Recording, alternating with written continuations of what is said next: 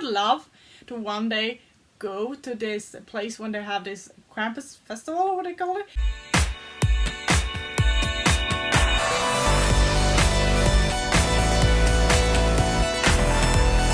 Hi, I'm Annie Penny Pony, and you know what? It's soon Christmas! Today I am sitting on a mountain of pillows because otherwise when I sit on my bed normally I always end up being very low down, so now I'm having a whole lot of pillows under me. Otherwise you can always only just see like this much of me, but now you can actually see more of me. And as it is a Christmas special, I have with me my favorite Christmas decoration ever. Helge! Oh yeah, he is going to be in every Christmas video I ever do. You better deal with it. So, today I am reacting to something I haven't been reacting to for a very long while. Oh! It must have been like last time in spring I reacted to this channel, but it is my one of my all-time favorite channels on the YouTube. Most amazing top 10. And this is a channel that majority do very scary things, and this will be as well, because you know me, I can never keep it kids friendly. And this video is Top 10 Scary Christmas Urban Legends.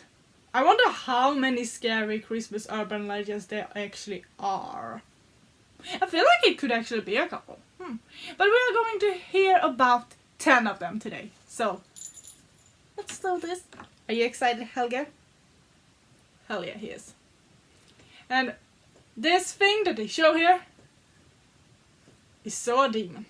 No, but it's Krampus, actually. I know what Krampus is. Let's go. The most wonderful time of the year with the Christmas and presents and dun. Starting. Oh, this is an old one. This is with my favorite host, Rebecca Falcon, and she's not on the channel any longer, which makes me sad.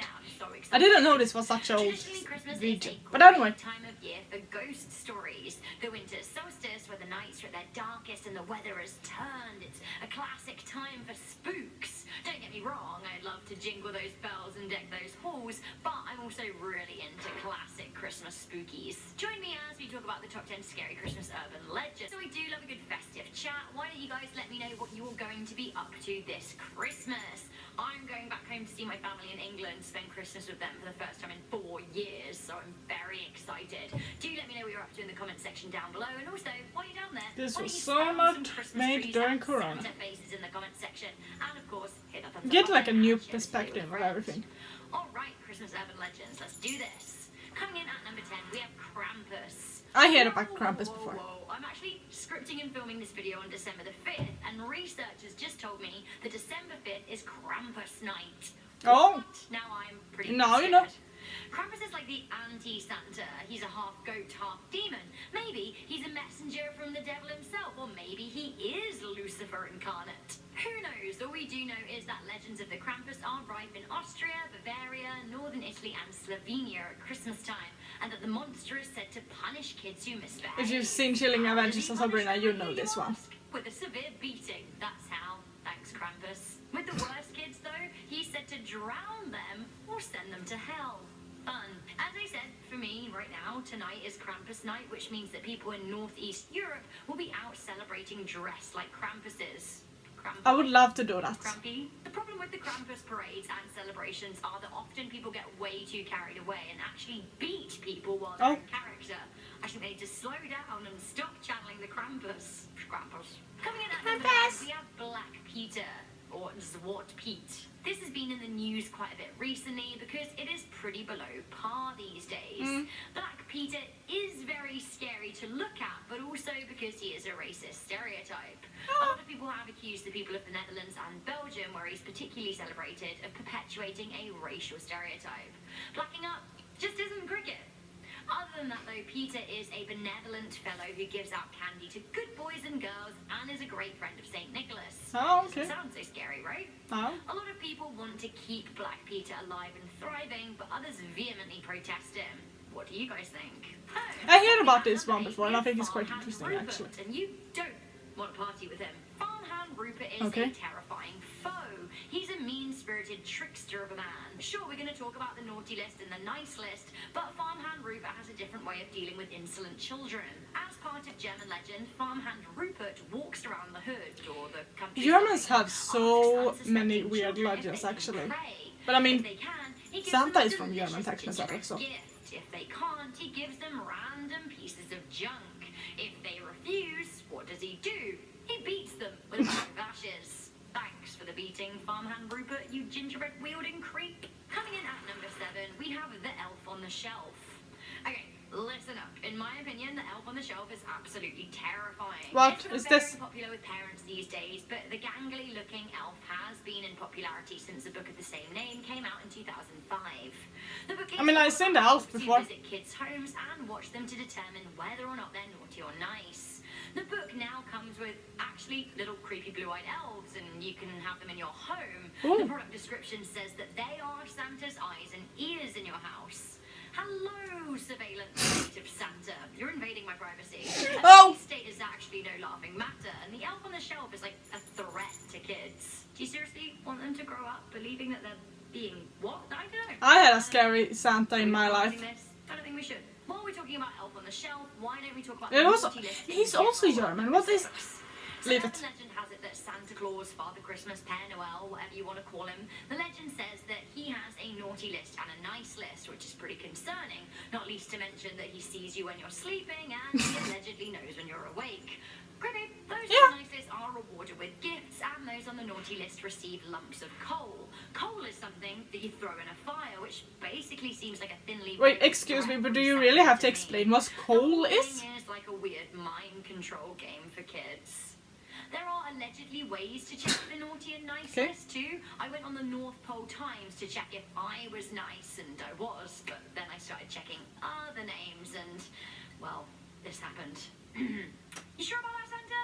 You sure? Coming in at number 5, we have the Portuguese ghost dinner. In Portugal, people get up early on Christmas morning and have a feast for the dead called consoda. Oh. It is to honour ancestors Sounds and so dead great. relatives. What's scary is Families that? will leave out extra plates of food as offerings for those who have passed. The offerings appease the dead and ensure good fortune for the household. If the feast isn't held for the ghosts and offerings are not made, well, it could be a bad year. Coming into number 4, we have Anne Boleyn. Anne Boleyn. Boleyn had a bit of a hard life, didn't she?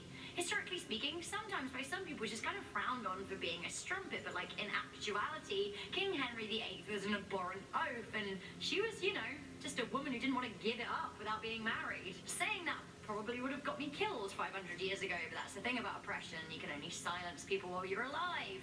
Your legacy speaks for itself when you're dead, so take that, King Henry VIII. You fatty. Anyway, poor Anne Boleyn, of course, ended up being locked in the Tower of London and then beheaded by her abhorrent husband. Life wasn't always so sad for her, though. She actually grew up pretty happy with her sister Mary in Hever Castle in England.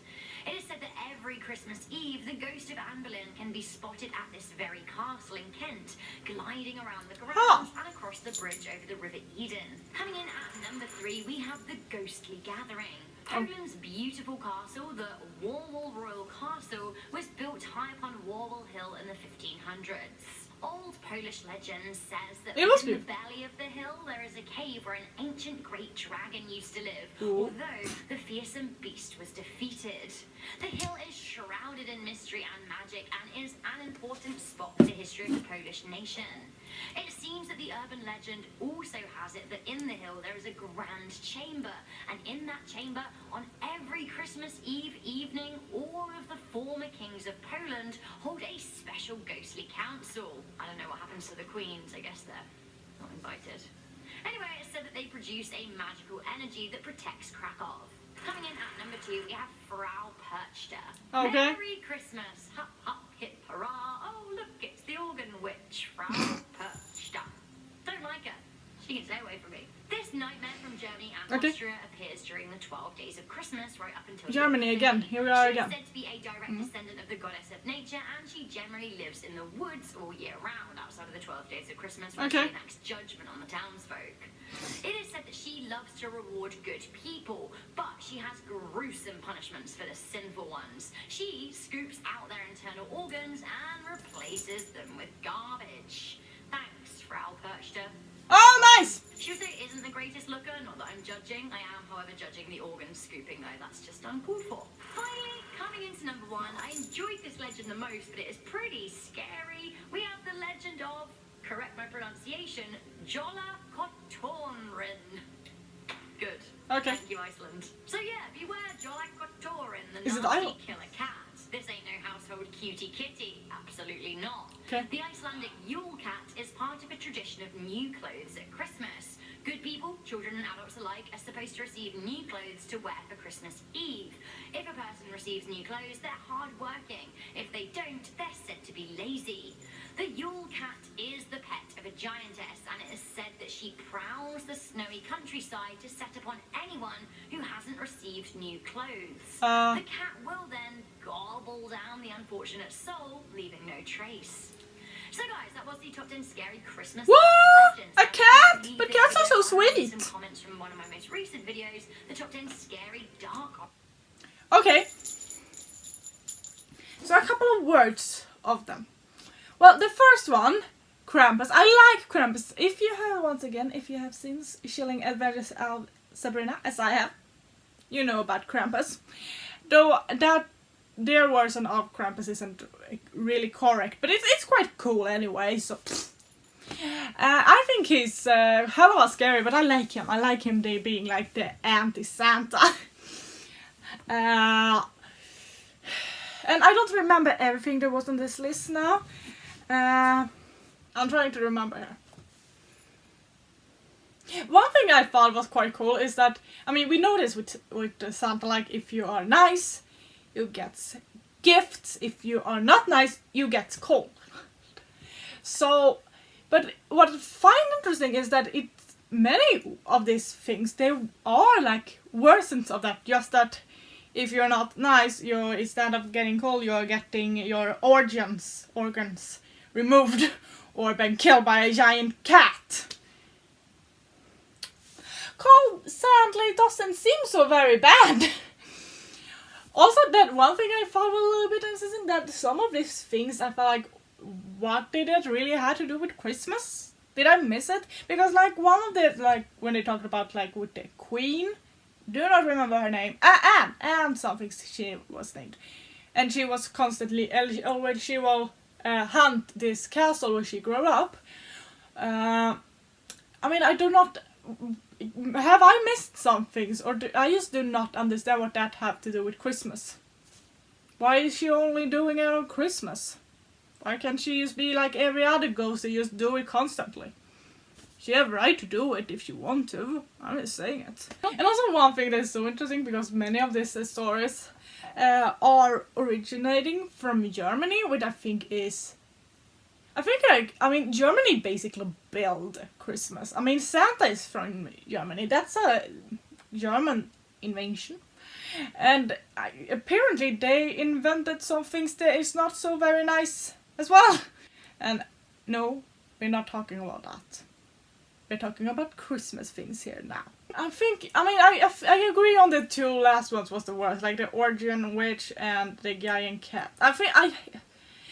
What is Iceland's issue here? Ugh. Anyway, of all of this, I think Krampus is the one that is most famous, and I'm a Krampus fan. I would love to one day go to this place when they have this Krampus festival, or what they call it, and actually celebrate it. I would think that was super cool. Even if it can be a little bit violent, it's okay with me. I'm here for it. Yeah, hell yeah. It's Krampus festival after all. I have forgot about so many of those things that they told. They were cool. Many of them. I don't think, of course, Christmas is a holiday of like happiness and happiness and more happiness. So I guess, I mean, it's not so many dark stories about Christmas, but there are some, and I think that's pretty cool. I like that. I like everything that is scary. That's just the way I am, okay? Deal with it. If you happen to like our video, please consider subscribing to my channel, and I'll see you next time. Bye.